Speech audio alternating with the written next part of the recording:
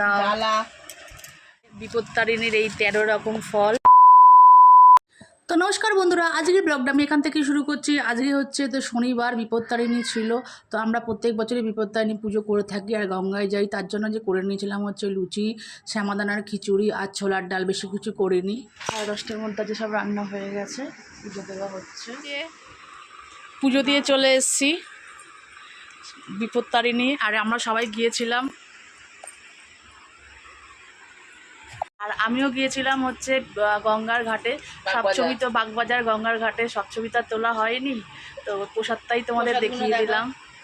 আবার আমার একজন বলছে, আরেকটা বোন বলছে দাও। এই যে বিপত্তারিণীর এই 13 রকম ফল,